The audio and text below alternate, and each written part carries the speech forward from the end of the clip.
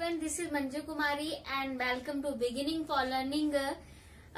तो आज का जो हमारा टॉपिक है वो है ब्रिटिश कॉन्स्टिट्यूशन, यानी ब्रिटेन का संविधान जो है कैसे बना है, क्या उसकी फीचर्स है, विशेषताएं हैं, क्या कौन कौन से जो है वो चरणों से गुजरा है, मतलब कितने स्टेप्स है उसके बनने में। जैसे हमारा कॉन्स्टिट्यूशन जो है वो हमारी जो संविधान सभा है उसके द्वारा बनाया गया। तो आज हम डिस्कस करेंगे कि ब्रिटेन का कॉन्स्टिट्यूशन, वो ब्रिटेन जिसने भारत पर जो है वो 200 वर्षों से अधिक जो है वो राज किया, उस ब्रिटेन का जो खुद का संविधान है वो किस तरह से बना। आप सभी को पता है जैसे कि ब्रिटेन ने भारत पर जब यहाँ पर राज किया तो काफी ज्यादा अत्याचार किया। तो आज हमें ये उनके कॉन्स्टिट्यूशन से जानने को मिलेगा कि उनके देश में किस तरह से न्याय होता था, किस तरह से उनका कॉन्स्टिट्यूशन था। ठीक है, वो कॉन्स्टिट्यूशन जो है वो अपने उनकी कॉन्स्टिट्यूशन की विशेषताएं थी, वो किस हद तक उन्होंने भारत में लागू की थी, या फिर उन्होंने अपने कॉन्स्टिट्यूशन से अलग ही जो है यहाँ पर हम लोगों के साथ में व्यवहार किया, वो सभी हम उनके कॉन्स्टिट्यूशन से ही जानने को मिल जाएगा। तो सबसे पहले हम बात करेंगे कि जब हम ब्रिटिश कॉन्स्टिट्यूशन यानी ब्रिटेन के संविधान की बात करते हैं तो ये कोई एक कंट्री के कॉन्स्टिट्यूशन की बात नहीं हो रही है। इसमें ब्रिटेन में खुद से ही जो है वो 4 मेन कंट्रीज आती हैं। जब हम ब्रिटिश कॉन्स्टिट्यूशन की बात करते हैं यानी हम 4 मेन कंट्रीज की जो है वो बात कर रहे हैं। ठीक है, अब वो 4 कंट्रीज कौन सी है, हम उसको जो है मेनली 2 पार्ट्स में डिवाइड कर सकते हैं। ठीक है, एक है नॉर्दर्न आइलैंड, उत्तरी आइलैंड बोलते हैं जैसे। ठीक है, नॉर्दर्न आइलैंड यानी उत्तरी आइलैंड, और दूसरा है ग्रेट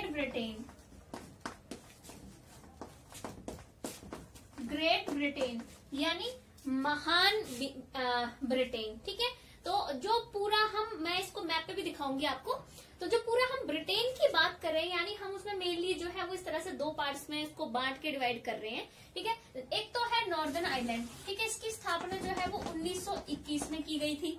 ठीक है, नॉर्दर्न आइलैंड यानी एक कंट्री है। ठीक है, इसकी स्थापना 1921 में की गई थी। फिर दूसरा जो है वो ब्रिटेन को हम 2 पार्ट्स में डिवाइड कर रहे हैं, नॉर्दर्न आइलैंड और ग्रेट ब्रिटेन में जो है वो आगे फर्दर 3 कंट्रियां मिलकर जो है वो ग्रेट ब्रिटेन बनाती हैं। ठीक है, एक है वेल्स।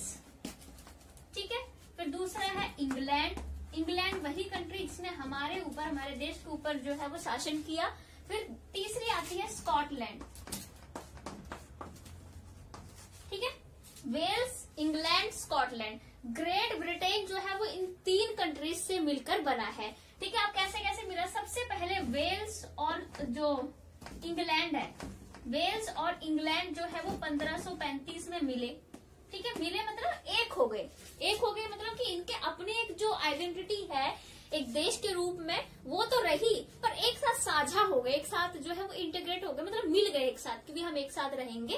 ठीक है, तो वेल्स एंड इंग्लैंड जो है वो 1535 में मिले, और स्कॉटलैंड जो है वो इनके साथ में शामिल हुआ 1707 में। ठीक है, स्कॉटलैंड इनके साथ में 1707 में आके शामिल हो गया। तो इस तरह से ये तीनों कंट्रीज आपस में मिली और इन्होंने मिलकर ग्रेट ब्रिटेन का निर्माण किया। ठीक है, उसके बाद 1921 में नॉर्दर्न आइलैंड जो है वो इसकी स्थापना हुई, तब जाके जो है वो ब्रिटेन बना पूरा। ठीक है, ब्रिटेन यानी मीन्स टू से हम इसको यूके कहते हैं, यूनाइटेड किंगडम।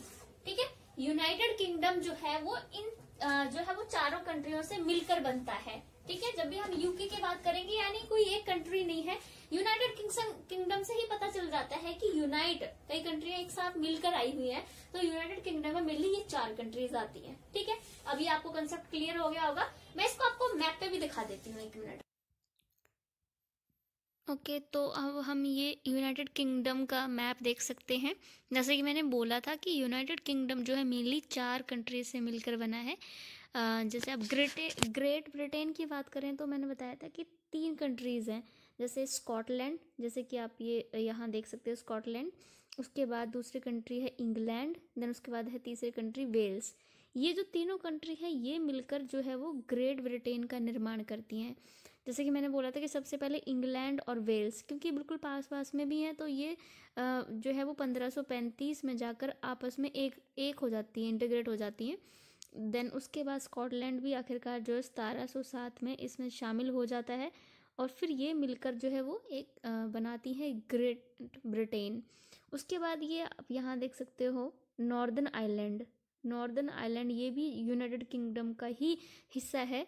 तो मेनली ये 4 कंट्रीज हैं, स्कॉटलैंड, इंग्लैंड, वेल्स और नॉर्दर्न आयरलैंड। ये मिलकर जो है वो यूके का निर्माण करते हैं, यानी यूनाइटेड किंगडम का। ओके, तो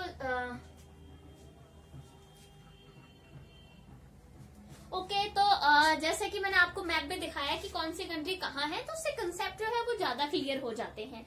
तो अब हम इसके बात करने वाले हैं ब्रिटेन की, यानी यूनाइटेड किंगडम कह लो, ठीक है, यूके के कॉन्स्टिट्यूशन की। अब हम लोग बात करेंगे कि यहाँ का संविधान क्या है, ठीक है।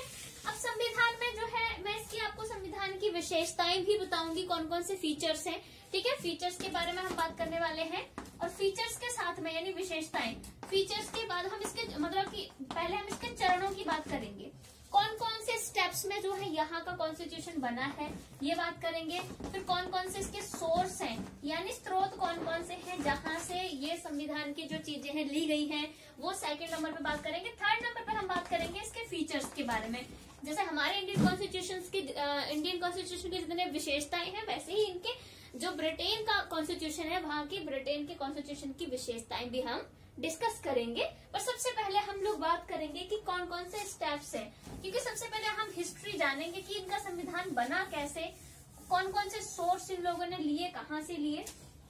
तो चरणों का जो एक मैं आपको ब्यौरा देने से पहले कि कौन कौन से स्टेप्स में यहाँ का कॉन्स्टिट्यूशन बना है, उससे पहले कुछ 2-3 विशेषताएं हैं वो मैं बता देती हूँ, जो कि हमें सबको पता होनी चाहिए ब्रिटेन के कॉन्स्टिट्यूशन के बारे में। जैसे पहला है कि सबसे पुराना है ये, ठीक है, विश्व का सबसे पुराना कॉन्स्टिट्यूशन है ये यहाँ का, ठीक है। मतलब सबसे पहले जो है वो ब्रिटेन का कॉन्स्टिट्यूशन बना। एक प्रकार से हम ब्रिटेन के कॉन्स्टिट्यूशन को बना नहीं कहते हैं, हम उसको कहते हैं कि ब्रिटेन के कॉन्स्टिट्यूशन का विकास हुआ है, डेवलप हुआ है वो, ठीक है। विकास हुआ है, डेवलप हुआ है, वो मैं समझाती हूँ कैसे। हम अपने इंडियन कॉन्स्टिट्यूशन को कहते हैं कि हमारा भारत का संविधान जो है वो 26 नवंबर 1949 को बना, फिर 26 जनवरी 1950 को हमने उसको जो है वो लागू कर दिया, अडॉप्ट कर लिया, ठीक है।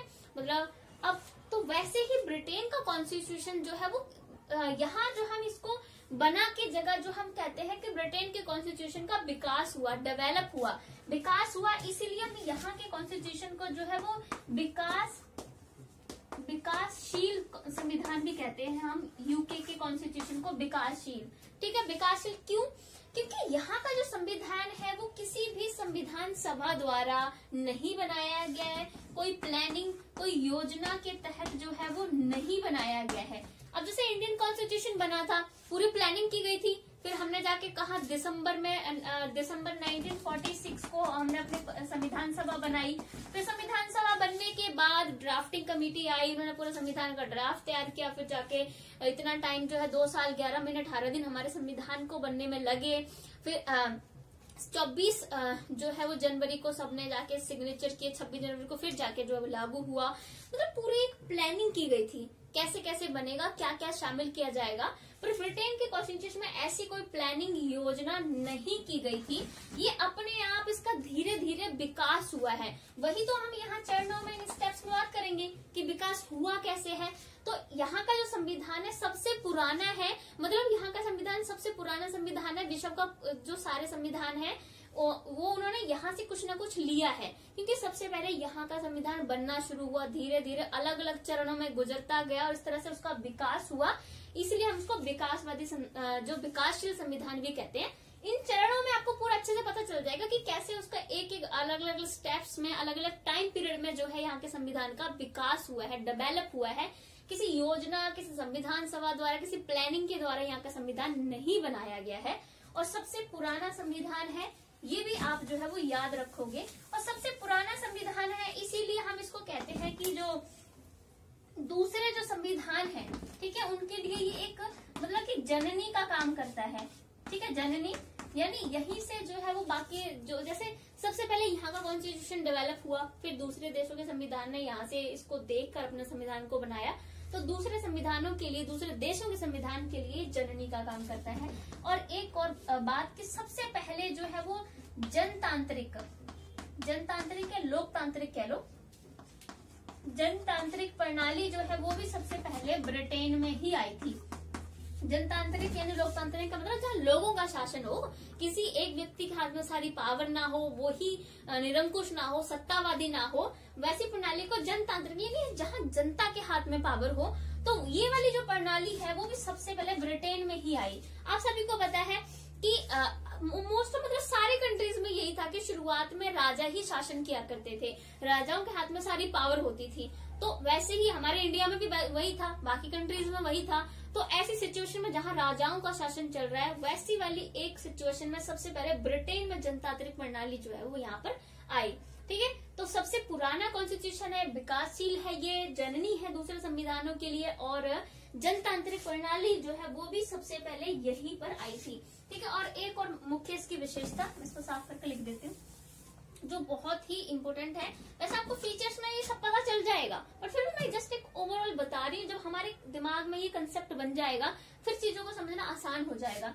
अब यहाँ का जो संविधान है वो अलिखित है, अलिखित यानी अनरिटन है। ठीक है, लिखा हुआ नहीं है। अब जैसे हमारा कॉन्स्टिट्यूशन पूरा एक लिखा हुआ है, एक दस्तावेज है, एक बुक है पूरी, जिसमें हमारा कॉन्स्टिट्यूशन लिखा है, 400 से ज्यादा आर्टिकल्स, अमेंडमेंट्स उसमें होते रहते हैं टाइम टू टाइम। तो यहाँ की जो कॉन्स्टिट्यूशन, यहाँ की इनकी कोई रिटन फॉर्म में नहीं इनका कॉन्स्टिट्यूशन मिलता है। एक बात कही जाती है कि अगर आप ब्रिटेन में जाओगे तो मतलब आपको यहाँ का कोई ऐसी कोई बुक आपको नहीं मिलेगी जिसमें कॉन्स्टिट्यूशन लिखा है, आप पढ़ लो। यहाँ का कॉन्स्टिट्यूशन ज्यादा क्योंकि वो कन्वेंशन पर, प्रथाओं यानी कन्वेंशन पर आधारित है यहाँ का संविधान ज्यादातर। इसलिए प्रथाएं क्या होती है, अब प्रथाएं होती हैं ऐसी मान्यताएं जो सोसाइटी द्वारा मानी जाती हैं। अब हमारे यहाँ काफी प्रथाएं हैं। अब इंडिया की प्रथा ले लूं, सबसे जरूरी कि शादी से पहले आप जो है वो एक साथ लड़का लड़की ऐसे रिलेशंस नहीं बना सकते, फिजिकल रिलेशन, वो बहुत बड़ी मान्यता है। आप किसी भी धार्मिक प्लेस में जो है वो बिना मतलब कि चप्पल पहन के, जूते पहन के अंदर नहीं जा सकते, वो भी इस तरह की कन्वेंशंस हैं।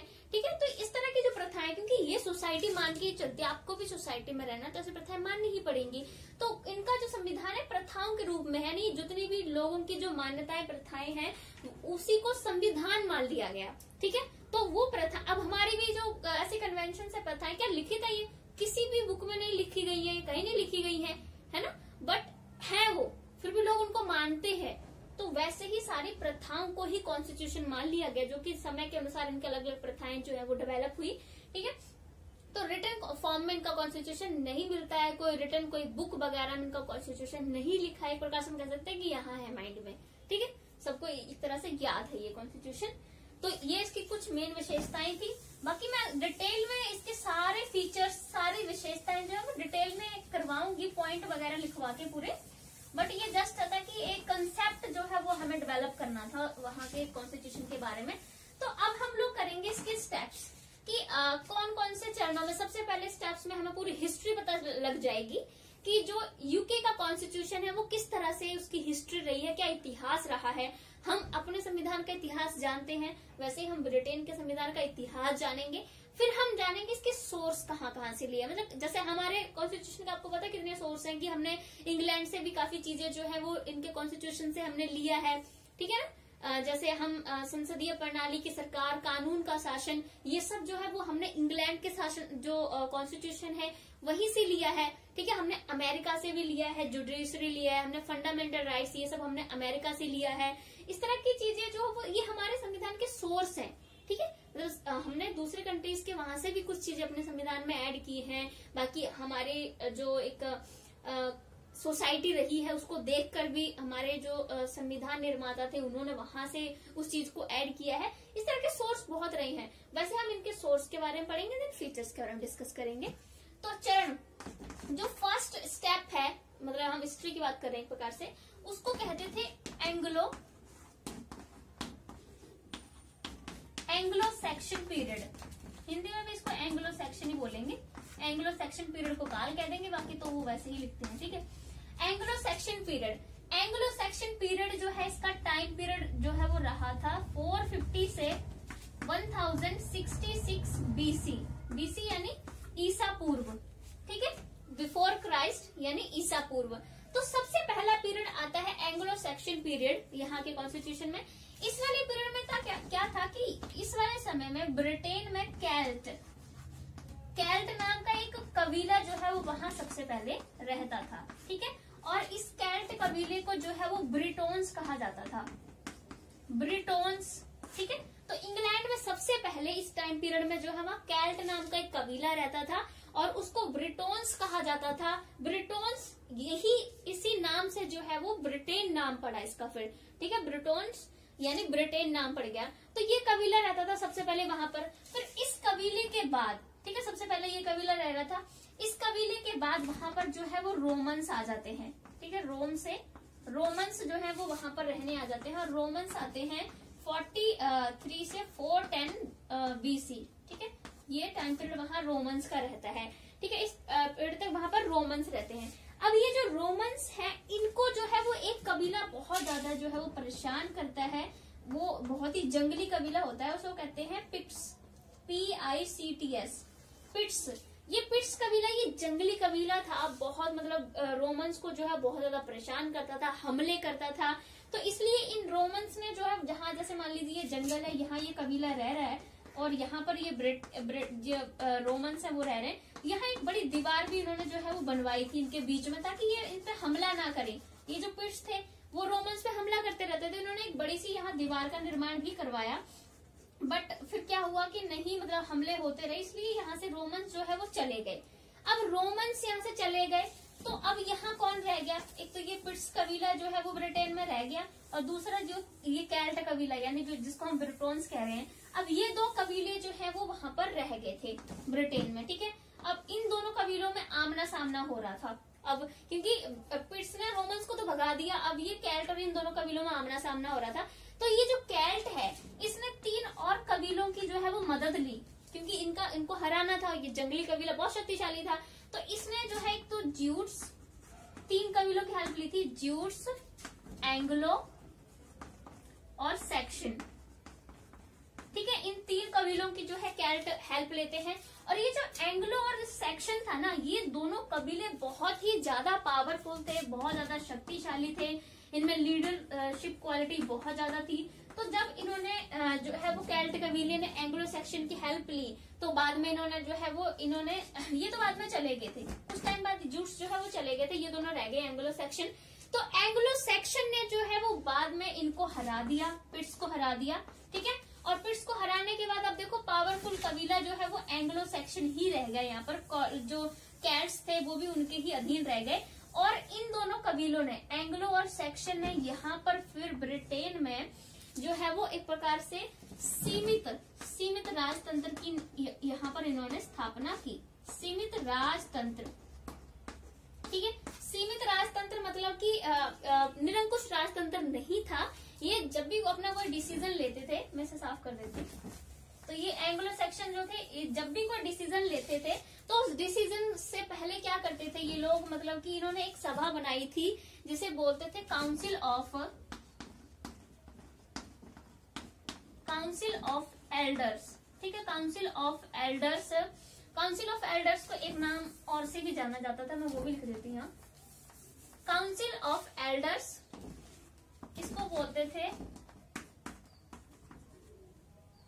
विटनगैमोट। ठीक है, काउंसिल ऑफ एल्डर्स, विटनगैमोट्स यानी समझदार व्यक्तियों की सभा। तो जब इन्होंने अपना यहाँ पर राजतंत्र जो है स्थापित किया एंग्लो सेक्शन लोगों ने, तो इन्होंने जो है वो जब भी कोई डिसीजन, कोई फैसला लेना होता था, तो ये काउंसिल ऑफ एल्डर्स यानी समझदार व्यक्तियों की जो सभा थी उससे पूछकर ही कोई डिसीजन लेते थे। और समझदार व्यक्तियों की सभा में कॉमन लोग ही होते थे जिनको वो समझदार माना जाता था। ठीक है, तो एक प्रकार से इन्होंने निरंकुश राजतंत्र वहां स्थापित नहीं किया और ये शासन जो है वहां पर सही था। तो इनका जो संविधान था वो यही चल रहा था कि भाई हम शासन तो करेंगे पर तुम लोगों से भी पूछेंगे, ऐसे तुम को डिसीजन नहीं थोपेंगे। ठीक है, तो ये वाले टाइम पीरियड में जो कॉन्स्टिट्यूशन था वो यही था कि इस तरह से यहाँ पर जो है वो इनका ये चला। फिर दूसरा जो है वो चरण आता है, दूसरा टाइम पीरियड जो है वो यहाँ पर शुरू होता है। अब दूसरे टाइम पीरियड में जो स्थिति है वो बिल्कुल ही उलट हो जाती है। एक मिनट, ओके, तो सेकंड जो टाइम पीरियड आता है उसे जो है वो बोला गया था नॉर्मन काल। ठीक है, सेकंड टाइम पीरियड को जो है वो नॉर्मन काल कहा गया था।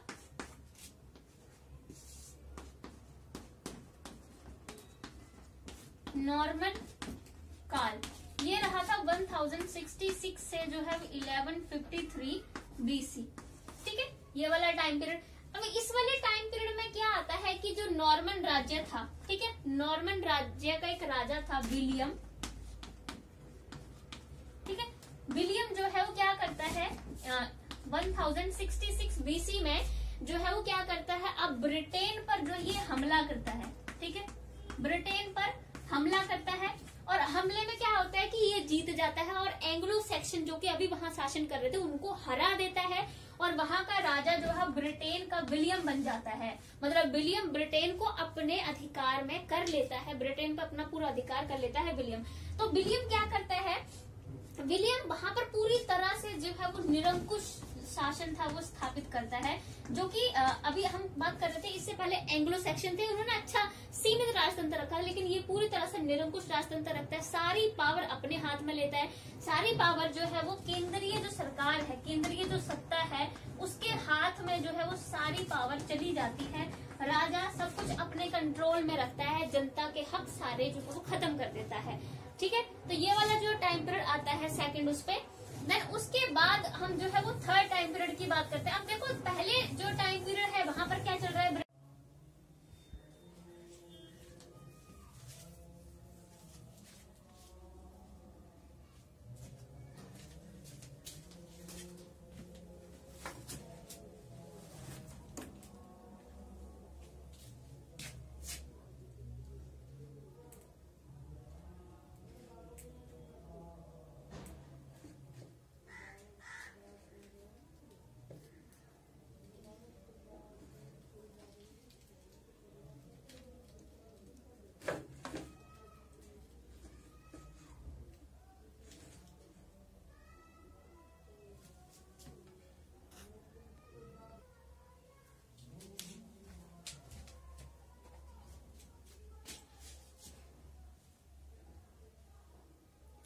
ओके, तो हम अभी थर्ड स्टेप की बात कर रहे थे कि जो तीसरा पीरियड है वो कौन सा पीरियड आता है।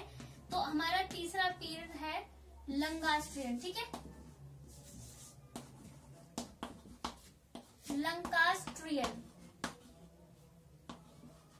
लंकास्ट्रियन पीरियड जो है वो तीसरा आता है। ये आता है 1153 से जो है वो 1445 BC तक, ये टाइम पीरियड जो है वो ब्रिटेन में रहता है।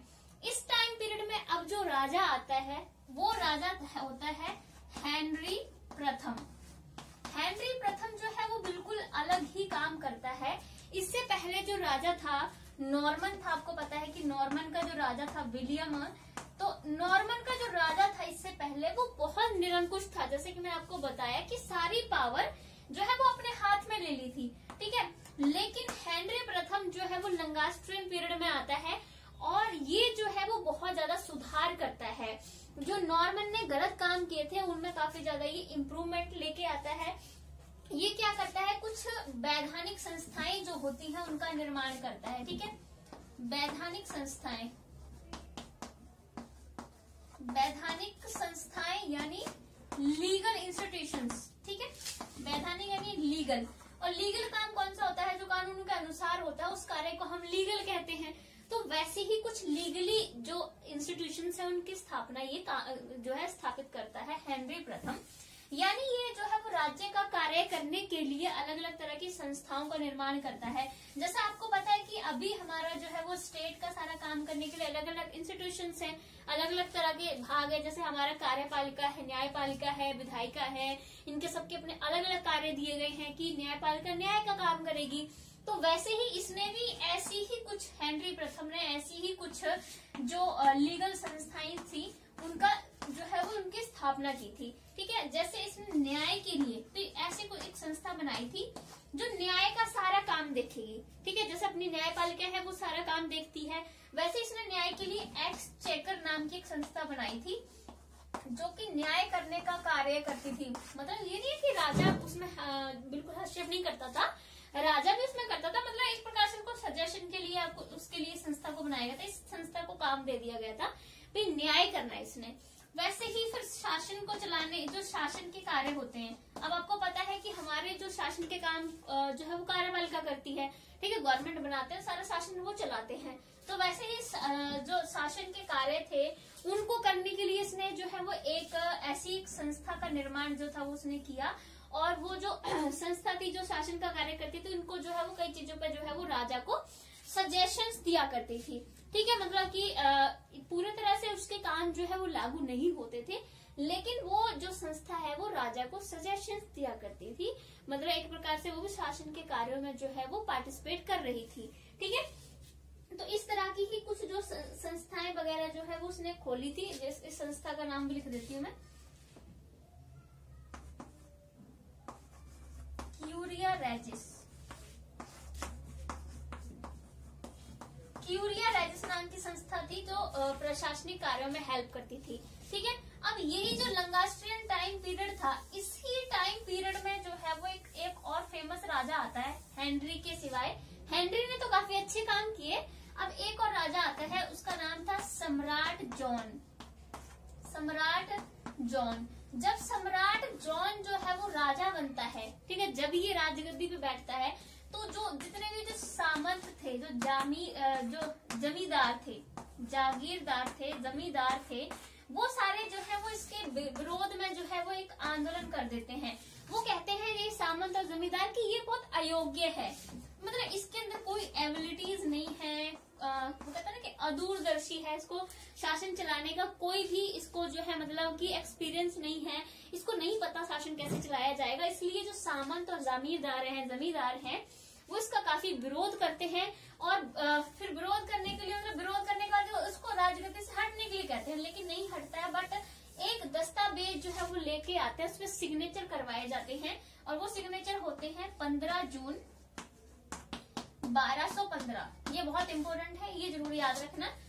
15 जून 1215 को जो है एक दस्तावेज पे सिग्नेचर करवाए जाते हैं, ठीक है। और किससे करवाए जाते हैं? सामंतों जमींदारों के ज्यादा दबाव बनने के बाद जो है वो राजा जॉन, जो सम्राट जॉन था, उसके द्वारा जो है इस तारीख को एक दस्तावेज पे सिग्नेचर कराए जाते हैं, और उस दस्तावेज को जो है वो मैग्ना कार्टा के नाम से जाना जाता है। ये ब्रिटेन के इतिहास में मैग्ना कार्टा बहुत ही फेमस है, ठीक है, मैग्ना कार्टा।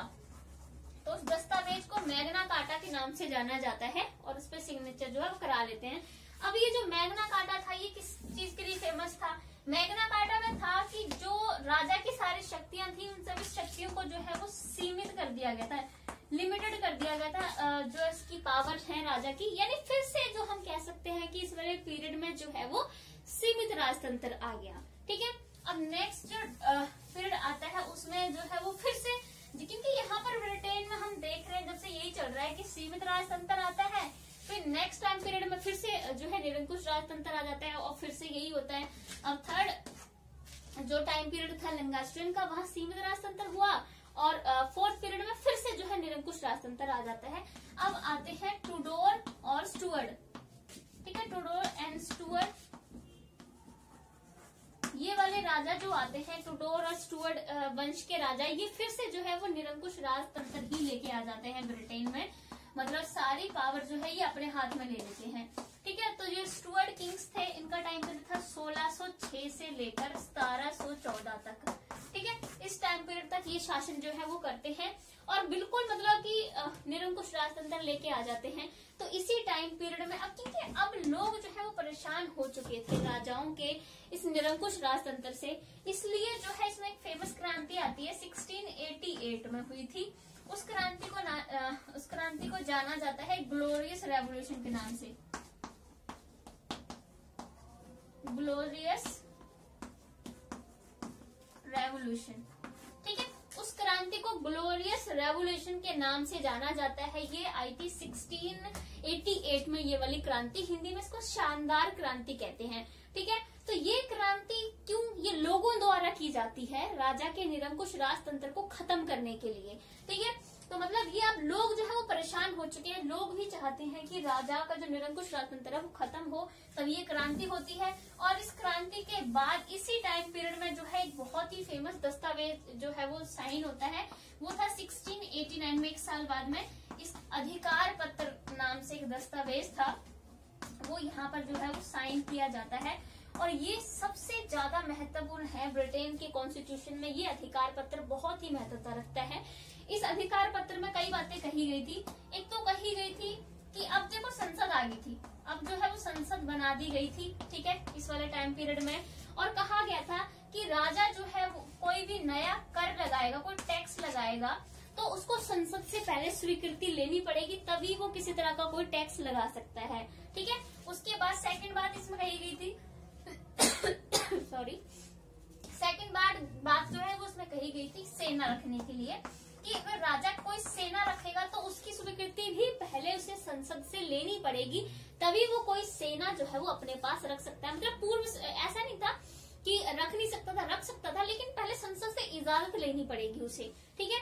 और इसमें एक और बात कही कि जो संसद की जो बैठकें होती हैं, तो बोला गया था कि एक साल में कम से कम एक बैठक होनी ही चाहिए। ये नहीं है कि संसद बना दी गई है और इसकी बैठकें आयोजित की नहीं जा रही हैं। आपको पता था कि शुरू में संसद की बैठकें जो हैं वो जो भी राजा रानी होते थे वहाँ की, किंग या क्वीन, वही इनकी अध्यक्षता करते थे संसद की बैठकों की। वही बैठकें जो है वो बुलाते थे, जैसे अपने राष्ट्रपति बुलाते हैं, तो वही ये सारा कार्य शुरू में करते थे। तो इसलिए राजा को बोला गया इसमें कि संसद की बैठक जो है वो एक साल में एक बार होनी ही चाहिए, ठीक है। इसमें 4 बातें कही गई थी। एक तो कर के बारे में, सेना के बारे में, बैठक के बारे में, और एक तो था इसमें बोलने के बारे में, ठीक है, मतलब कि स्वतंत्रता के बारे में। बोला गया था कि जो भी संसद के सदस्य हैं, ठीक है, जो संसद के सदस्य हैं, मतलब जो जनप्रतिनिधि हैं यहाँ पर संसद में, उनको बोलने की स्वतंत्रता दी जाए, कि यहाँ वो अपनी बात आराम से रख सके। ये ना हो कि मतलब राजा का पूरा नियंत्रण रहे और जो भी इसमें जनता के प्रतिनिधित्व है संसद में, वो खुल के अपनी बात ना कह पाए, ठीक है।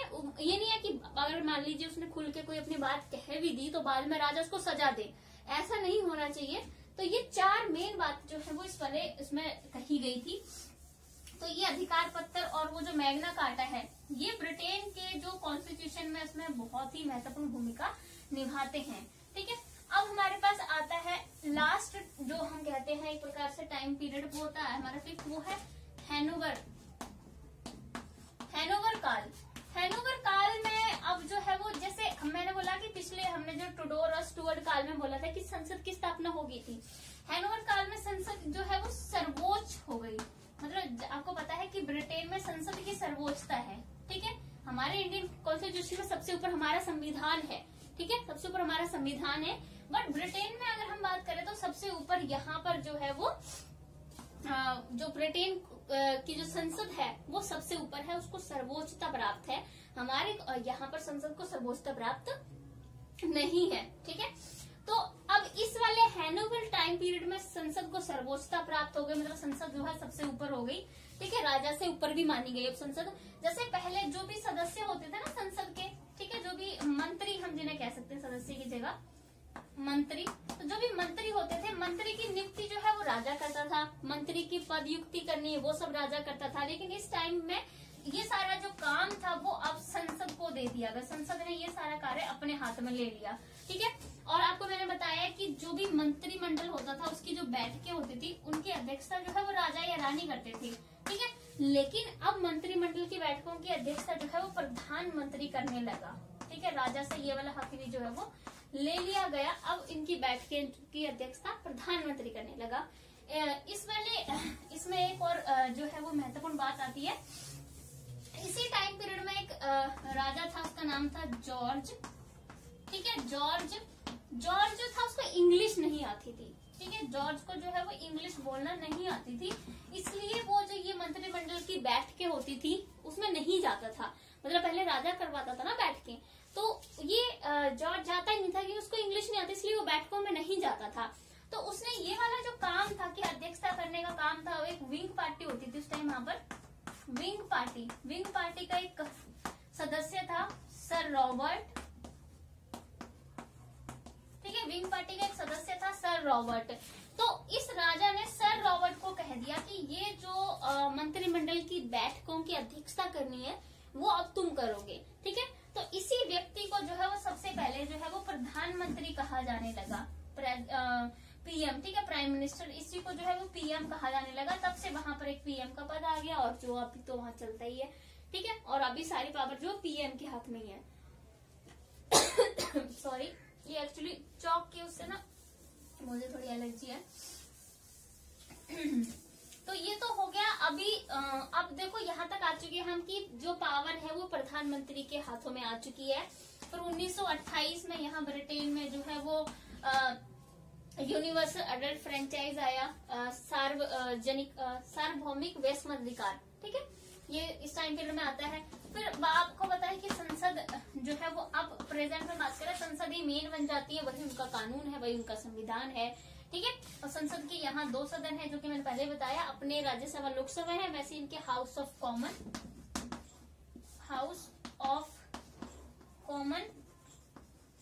ठीक है, एंड हाउस ऑफ लॉर्ड्स। इसके बारे में बाद में पढ़ाऊंगी मैं। हाउस ऑफ कॉमन में जो है वो सदस्य, जो मेंबर्स होते हैं वो लोगों द्वारा चुने हुए मेंबर्स आते हैं।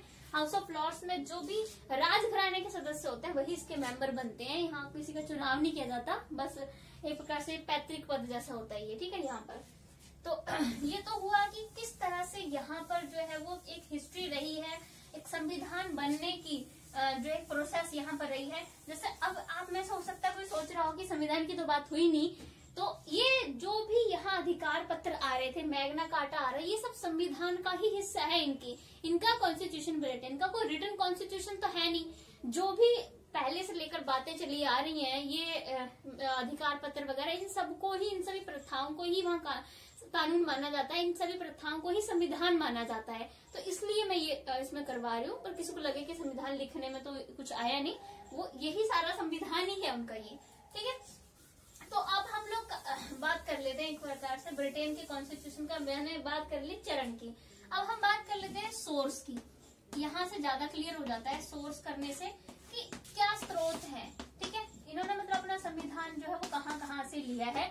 अब जैसे मैंने बताया, हमारा संविधान जो है वो हमारे संविधान निर्माताओं ने दूसरे कई देशों से भी इसमें कुछ विशेषताएं जो है वो ऐड की हैं, ठीक है। जैसे मैंने बताया कि हमने ब्रिटेन से जो है वो संसदीय प्रणाली की सरकार, पार्लियामेंट्री फॉर्म ऑफ गवर्नमेंट, कानून का शासन, इस तरह की सारी विशेषता हमने ब्रिटेन के कॉन्स्टिट्यूशन से ली है। अमेरिका से जुडिशरी, फंडामेंटल राइट्स, इस तरह की सारी चीजें जो हमने काफी चीजें मतलब हमने अपने कॉन्स्टिट्यूशन में दूसरे देशों के संविधान से भी ली है। तो अब हम वैसे ही इनके सोर्स की बात करेंगे, इनके कौन कौन से सोर्स रहे हैं, ठीक है। जैसे सबसे पहले जो कि मैंने आपको हिस्ट्री बताई है इसकी, वहीं से आपको पूरे आंसर जो है इसका मिल जाएगा। सबसे पहले है जो चार्टर्स, ठीक है, चार्टर और पटिशन जो भी इनके राजाओं ने जो है वो साइन किए हैं टाइम टू टाइम, वहां से भी जो है इन्होंने बहुत कुछ लिया है। तभी तो मैं आपको बोल रही थी कि इन्होंने जो भी अधिकार पत्र वगैरह, मैग्ना कार्टा वगैरह जो साइन किया, वो भी इनके संविधान का एक सोर्स ही है, ठीक है। तो जैसे मैंने आपको अभी लिखवाया था कि अलग अलग टाइम पे जो है वो अलग अलग राजाओं ने अलग अलग तरह के जो चार्टर थे, अलग अलग तरह के चार्टर पे साइन किया, ठीक है। बहुत सारी पटिशंस यानी विनय पत्र पे, बहुत सारे विनय पत्र पे इन्होंने साइन किया था, ठीक है। और उन विनय पत्रों में फिर शामिल किया गया था कि संसद की सर्वोच्चता होगी, राजा के अधिकार कम किए गए थे। तो अलग अलग समय पर जो है वो काफी चीजें ऐसे चार्टर विनय पत्र में ऐड की गई थी। तो वहां से जो है वो ब्रिटेन के कॉन्स्टिट्यूशन में काफी विशेषताएं ली गई हैं, ठीक है। जैसे मैंने आपको करवाया था मैग्ना कार्टा का, अभी मैंने आपको बताया कि सम्राट जॉन के टाइम में जो है वो मैग्ना कार्टा साइन किया गया था 15 जून 1215 को, ठीक है। मैग्ना कार्टा जो था ये भी बहुत ही महत्वपूर्ण माना जाता था, मैंने आपको साथ में बताया था इनके कॉन्स्टिट्यूशन में, क्योंकि यहाँ से जो है वो राजा की जो शक्तियां थी उनको सीमित किया गया था, उनपे जो है वो यहाँ उनकी शक्तियों पर रोक लगाई गई थी। वैसे ही यहाँ पर एक आते हैं, उनका नाम है चैथम,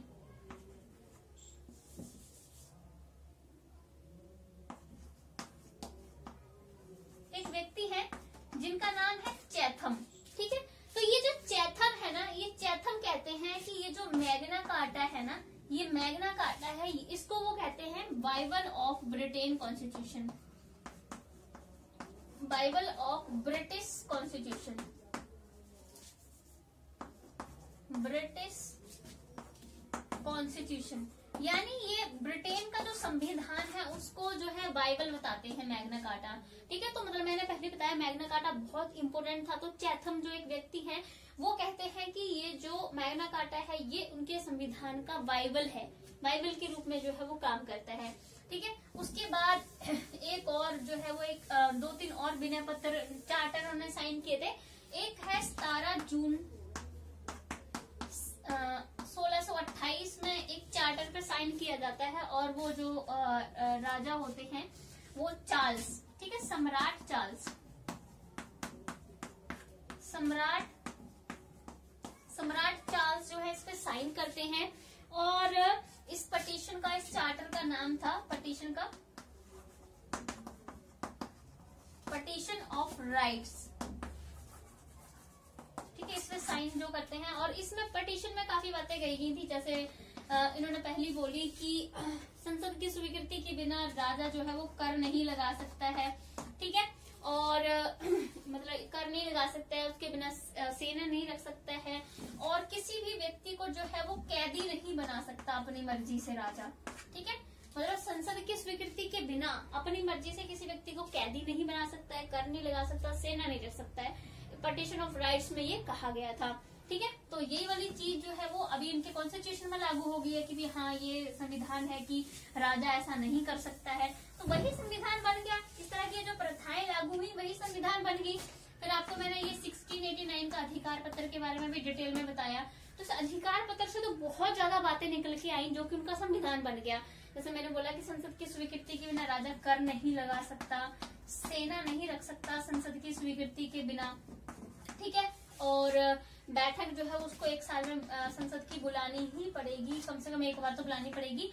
और सदस्य जो है इसके मेंबर्स जो है, जो जनप्रतिनिधि है संसद के, उनको बोलने की स्वतंत्रता होगी। ठीक है, तो इस तरह की जो बातें इन चार्टर में, इन पटिशंस में ऐड की गई, जो कहा गया वो सभी संविधान बन गया। ठीक है, वो सभी संविधान का हिस्सा है। तो ये सब बातें जो उनके संविधान में है वो इन्होंने इन चार्टर से, इन पटिशन से, जो कि एक टाइम पीरियड में साइन हुई थी, वहां से ये सारी चीजें जो है वो उन्होंने ली है। ठीक है, तो सेकंड जो हमारे पास पॉइंट आता है वो आता है एक्ट ऑफ पार्लियामेंट, यानी जो इनकी संसद है। ठीक है, अब इनकी संसद ने समय समय पर जो भी कोई कानून पास किया होगा वो कानून भी जो है वो क्या है, संविधान है इनका। ठीक है, जैसे आपको पता है कि हमारी संसद भी है, अब कितने कानून जो है पास करती है। जैसे कृषि कानून पास किया, अलग अलग तरह के कानून सारी संसद ही पास करती है।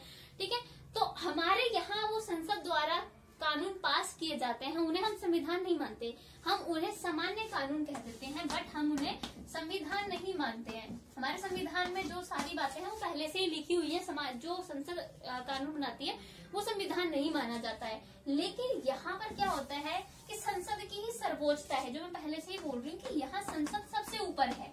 हमारे यहाँ संविधान सबसे ऊपर है, लेकिन यहाँ संसद सबसे ऊपर है, संसद की चल रही है, सबसे ऊपर वो है।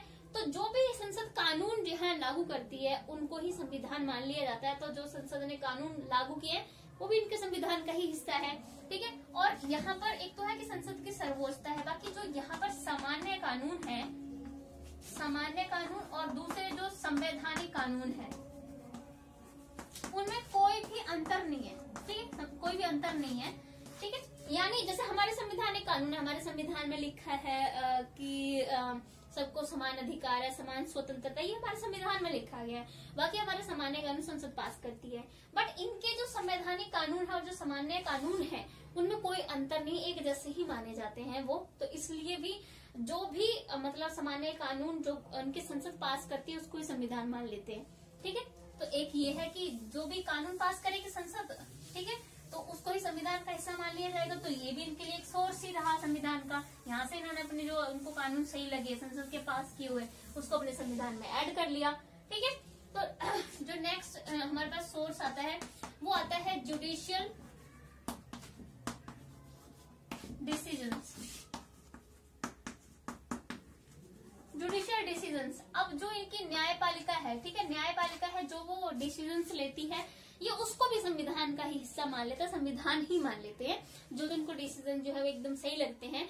अब जैसे हमारी न्यायपालिका भी कितने बार कुछ डिसीजंस लेती है, हम कहते हैं कि 2 न्यायाधीशों के बेंच ने ये डिसाइड किया है, तो उस चीज को भी कानून बना दिया जाता है।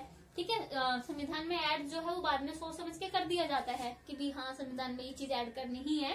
तो यहाँ भी यही होता है। बट इनकी जो जुडिशरी है, जो न्यायपालिका है, हमारी न्यायपालिका जितनी स्वतंत्र और पावरफुल नहीं है। हमारी न्यायपालिका पूरी तरह से स्वतंत्र है, उसका कार्यपालिका विधायिका का उस पर नियंत्रण नहीं है।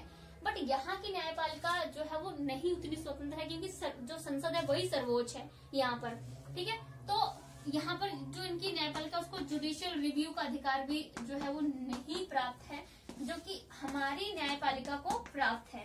ठीक है, जुडिशियल रिव्यू का मतलब है कि संसद अगर कोई भी कानून बनाती है और वो कानून संविधान के विरुद्ध होता है तो उसको रद्द कर दिया जाएगा। ये वाला अधिकार यहाँ की संसद को नहीं है। ठीक है, लेकिन फिर भी यहाँ की न्यायपालिका को नहीं है। ठीक है, लेकिन फिर भी जो है वो न्यायपालिका होती है, वही संविधान की व्याख्या करती है। तो व्याख्या जो इसके द्वारा की जाती है वो जो है वो मान ली जाती है। ठीक है, व्याख्या का इसको वो दिया जाता है।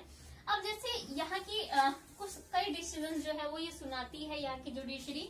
जैसे फॉर एग्जाम्पल कि संसद की जो सर्वोच्चता होगी, ठीक है, संसद की सर्वोच्चता के संबंध में कई जो है वो डिसीजन सुनाती है, लेकिन उसके डिसीजन माने जाएंगे जरूरी नहीं है। एक प्रकार से डिसीजन नहीं सुनाती, वो एक तरह के सिद्धांत क्रिएट करती है।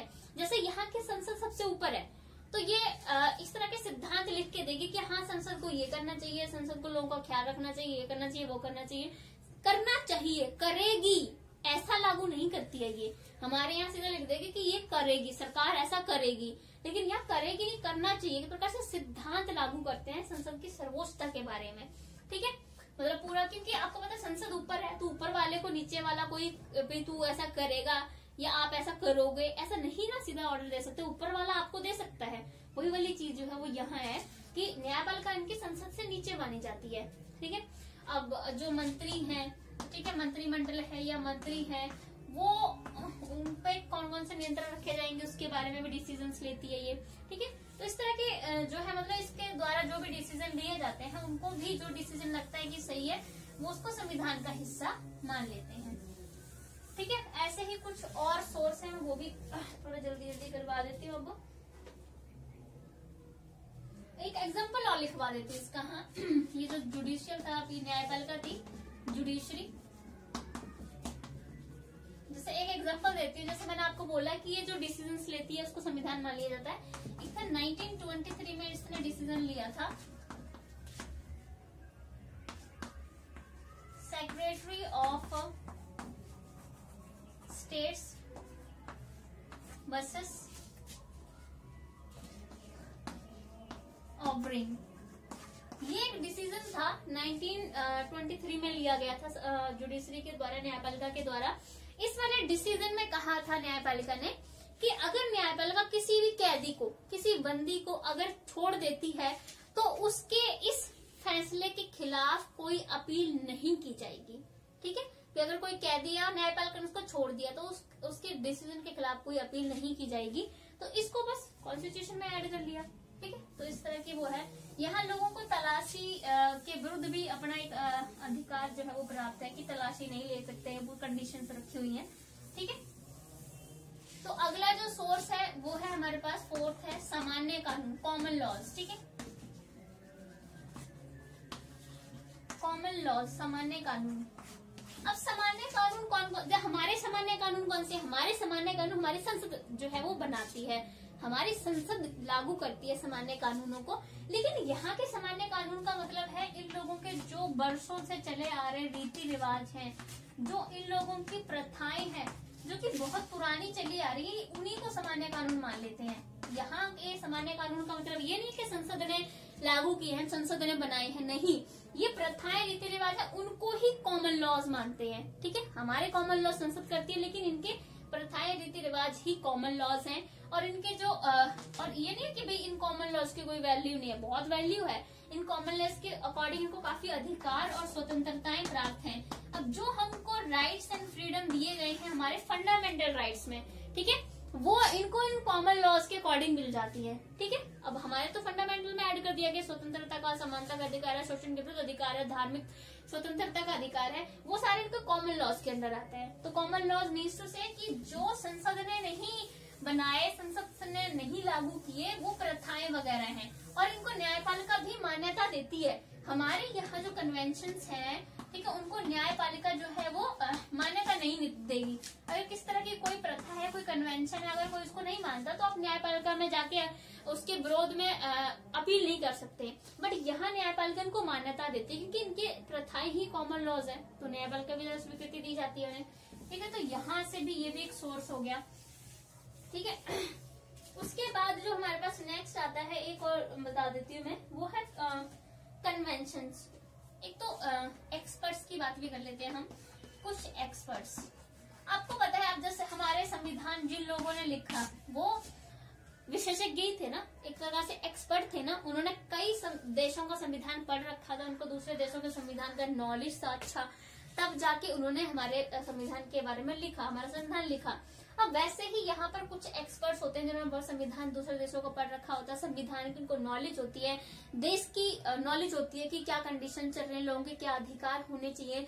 तो ऐसे लोग अपनी कई बुक्स वगैरह लिख देते हैं। ठीक है, मतलब ऐसे नहीं कि वो संविधान लिख रहे हैं, लेकिन बुक्स लिख देते हैं, जैसे वो मेंशन कर देते हैं कि ये होना चाहिए, एक राज्य में ये होना चाहिए। जैसे आपको पता है रूसो, प्लेटो, ये अपनी बुक्स लिखते रहते हैं कि एक राज्य में लोगों को ये अधिकार मिलना चाहिए, ये मिलना चाहिए, वो मिलना चाहिए। तो ऐसे ही एक्सपर्ट्स की बुक्स से अच्छी अच्छी बातें भी संविधान में ऐड की गई है। ठीक है, जैसे मान लीजिए रूसो का कार्ल मार्क्स का ही मान लीजिए कोई बुक है और उसने लिखा है कि भी जो मजदूर हैं उनके भी हक होने चाहिए, तो ये बात सही लगी, उन्होंने संविधान में ऐड कर ली उनकी बुक से। ठीक है, तो इस तरह के जो एक्सपर्ट्स की बुक्स हैं वहां से भी अच्छी चीजें अपने संविधान में शामिल कर लेते हैं। पर ये याद रखना, रिटन नहीं इनका कॉन्स्टिट्यूशन, एक प्रकार से लर्न वाला कॉन्स्टिट्यूशन है, अनलिखित, मतलब अलिखित है। ठीक है, तो अब जैसे मैंने अभी करवाया, अब यहाँ पर कुछ प्रथाएं वगैरह भी हैं। ठीक है, जो भी कन्वेंशन चलती हैं कि ये करना चाहिए, हमारी भी कुछ कन्वेंशन है, जो मैंने उस दिन बताया था। कन्वेंशन लिखित में नहीं होती हैं, कोई कानूनी सपोर्ट पीछे नहीं होता, लेकिन लोग उनकी उपयोगिता की वजह से, ठीक है, यूज की वजह से उन कन्वेंशन को, प्रथाओं को जो है वो मानते हैं लोग। ठीक है, तो यहाँ भी मैंने आपको भी बताया कि यहाँ के जो रीति रिवाज हैं, प्रथाएं हैं, ठीक है, उनको भी जो है वो यहाँ संविधान का हिस्सा ही माना जाता है। तभी तो इनका कॉन्स्टिट्यूशन हमेशा, ये बात जब हम आगे बढ़ेंगे तो ये बात हमेशा इनके कॉन्स्टिट्यूशन में कही जाएगी कि ब्रिटेन का जो कॉन्स्टिट्यूशन है वो प्रथाओं पर आधारित है, कन्वेंशंस पे आधारित है। यानी लोग उनके लंबे समय से जो उनके रीति रिवाज, जो मान्यताएं वो मानते चले आ रहे थे, उसको ही उन्होंने कॉन्स्टिट्यूशन मान लिया है। मतलब एक प्रकार से उनकी प्रथाएं हैं, उनको कॉन्स्टिट्यूशन में ऐड किया है। ये नहीं कि कोई लॉज वगैरह नहीं बनाए, संसद ने बनाए हैं, ठीक है, बट जो इनकी कन्वेंशंस है उसको ध्यान में रख के बनाए हैं, कन्वेंशंस पर आधारित है इनका कॉन्स्टिट्यूशन। ठीक है, तो अभी हमने जो है वो बात की इनके संविधान के सोर्स क्या हैं, ब्रिटेन के कॉन्स्टिट्यूशन के क्या स्रोत हैं, कहाँ से इन्होंने सारा कुछ ही लिया है। और फर्दर हमने आगे इससे पहले भी हमने बात की थी कि कहाँ से कौन कौन से चरणों में इनका संविधान डेवलप हुआ है। अब आगे हम वीडियो में बात करेंगे, अगले वाले वीडियो में, कि क्या फीचर्स हैं। जब आप फीचर्स पढ़ोगे ना ब्रिटेन कॉन्स्टिट्यूशन के, तो बहुत ही मतलब आप अपने संविधान से भी उसको एक प्रकार से डिफरेंशिएट कर पाओगे कि हमारे संविधान और संविधान में क्या अंतर है, क्या उनकी विशेषताएं हैं।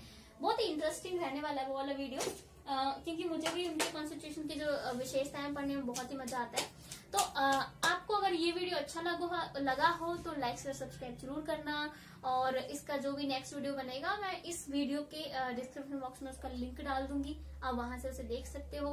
और वही वाली बात है कि लाइक शेयर सब्सक्राइब जरूर करें। धन्यवाद।